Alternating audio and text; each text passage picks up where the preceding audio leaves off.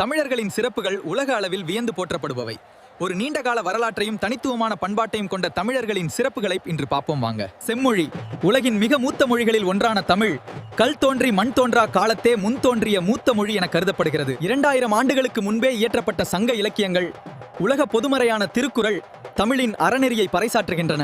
விருந்தோம்பல் யாதும் ஊரே யாவரும் கேளிர் புறநானூறு என்ற வரிகளின்படி உலக மக்கள் அனைவரையும் உறவினர்களாக கருதும் பரந்த மனப்பான்மை தமிழர்களுடையது. பிறருக்கு கொடுத்து உதவும் பண்பை உயிரினும் மேலாக கருதினர்.